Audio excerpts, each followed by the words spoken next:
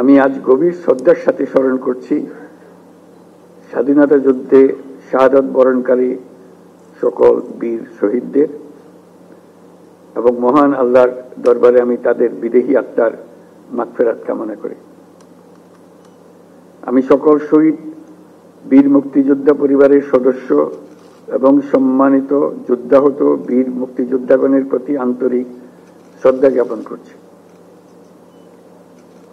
সশস্ত্র বাহিনী বিভাগের এই আয়োজনে আর্মি মাল্টিপারপাস কমপ্লেক্সে যে সকল খেতাবপ্রাপ্ত বীর মুক্তিযোদ্ধা ও তাদের উত্তরাধিকারীগণ উপস্থিত আছেন, তাদের জন্য রইল আমার বিনীত শ্রদ্ধা।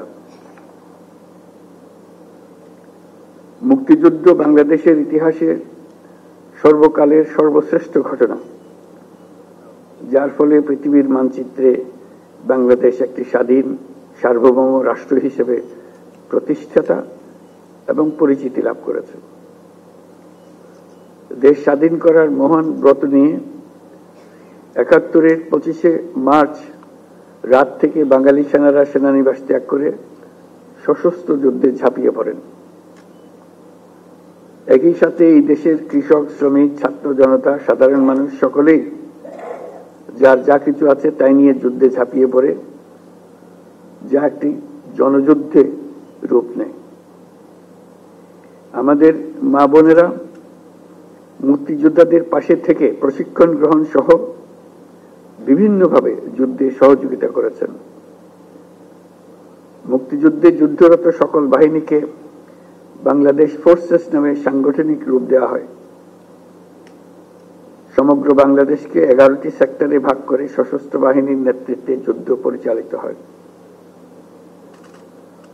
এছাড়াও পাকিস্তান নৌবাহিনীতে কর্মরত বাংলাদেশি সাবমেরিনার এবং নাবিকদের সমন্বয়ে গড়ে তোলা অকুতোভয় নৌ কমান্ডো দল অপারেশন জ্যাকপট নামে দুঃসাহসী আক্রমণ পরিচালনা করে বিভিন্ন নদী বন্দরে খাদ্য রসদ বোঝাই শত্রু জাহাজকে ডুবিয়ে দিতে সক্ষম হয়।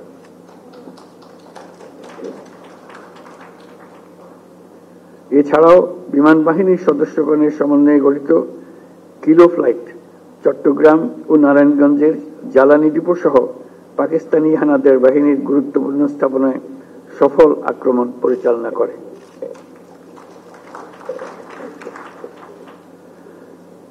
মুক্তিযুদ্ধে সশস্ত্র বাহিনীর এই অবদানকে সাধারণ মানুষের আত্মত্যাগের সঙ্গে একীভূত করার উদ্দেশ্যে প্রতি বছর ২১শে নভেম্বর পালিত হয় সশস্ত্র বাহিনী দিবস।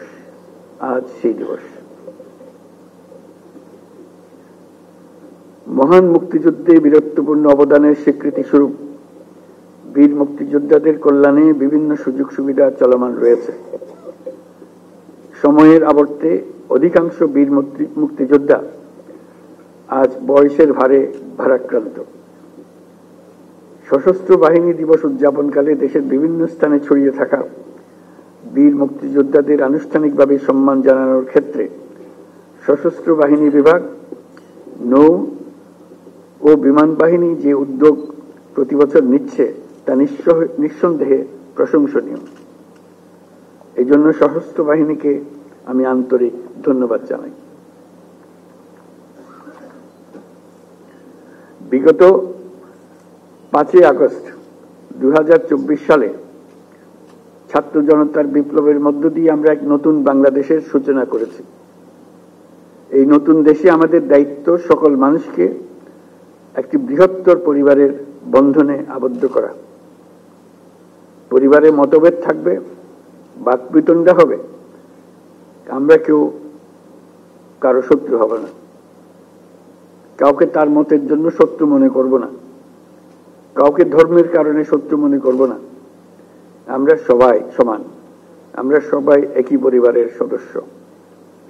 কেউ কারো উপরে না, কেউ কারো নিচে না, এই ধারণা আমরা জাতীয় জীবনে প্রতিষ্ঠিত করতে চাই। বৈষম্যহীন, শোষণহীন, কল্যাণময় এবং মুক্ত বাতাসের রাষ্ট্রের যে স্বপ্ন নিয়ে মুক্তিযোদ্ধারা দেশ স্বাধীন করেছিলেন, আমি তাদের সেই স্বপ্ন পূরণে অঙ্গীকারবদ্ধ। আমরা এখন থেকেই বাংলাদেশকে এমনভাবে গড়তে চাই যেন এই দেশে জনগণই সত্যিকার অর্থে সকল ক্ষমতার উৎস হয়। বাংলাদেশ বিশ্ব দরবারে একটা মানবিক ও কল্যাণকর রাষ্ট্র হিসেবে সমাদৃত হয়। আমরা সকল রাষ্ট্রের সঙ্গে বন্ধুত্ব বজায় রাখব। আমাদের পররাষ্ট্রনীতির ভিত্তি হবে পারস্পরিক সম্মান, আস্থা, বিশ্বাস ও সহযোগিতা। জলবায়ু সংকট মোকাবেলায় এবং বৈশ্বিক শান্তি অর্থনীতি সুসংহতকরণে আমাদের একত্রে কাজ করতে হবে। তাই বিশ্বের সাথে তাল মিলিয়ে আমাদেরকে এগিয়ে যেতে হবে। আমাদের তরুণ সমাজ সম্পদের সীমাবদ্ধতা থাকা সত্ত্বেও যেন মেধার ভিত্তিতে নিজ নিজ সৃজনশীলতার বিকাশ ঘটিয়ে দেশ গঠনে অবদান রাখতে পারে, আমাদের সেই পরিবেশ নিশ্চিত করতে হবে। আজ আমি খেতাবপ্রাপ্ত বীর মুক্তিযোদ্ধা ও তাদের উত্তরাধিকারীদের সান্নিধ্যে আসার সুযোগ পেয়ে গর্বিত ও অনুপ্রাণিত। নতুন বাংলাদেশ গড়ার যে সুযোগ ছাত্র জনতার সাহস ও আত্মত্যাগের বিনিময়ে আমরা সম্প্রতি অর্জন করলাম, সেটাকে কাজে লাগিয়ে আমাদের সুন্দর ও সমৃদ্ধশালী ভবিষ্যৎ গড়তে হবে।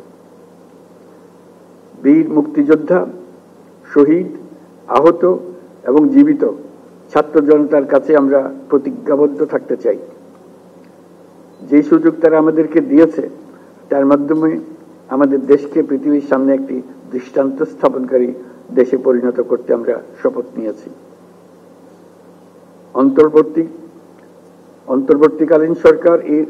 অন্তর্বর্তী সরকারের প্রধান উপদেষ্টা হিসেবে আমাদের বীর মুক্তিযোদ্ধা এবং তাদের উত্তরাধিকারীদের কল্যাণার্থে যা কিছু প্রয়োজন তা করার জন্য আমরা দৃঢ় প্রত্যয়ী এবং এই ধারা অব্যাহত থাকবে ইনশাআল্লাহ।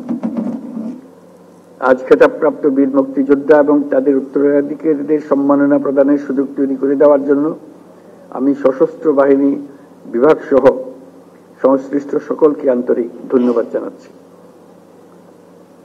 পরিশেষে আমি সকল বীর মুক্তিযোদ্ধা এবং তাদের পরিবারবর্গ সহ সমগ্র দেশবাসীর সুখ, শান্তি এবং সার্বিক মঙ্গল কামনা করে আমার বক্তব্য এখানে শেষ করছি।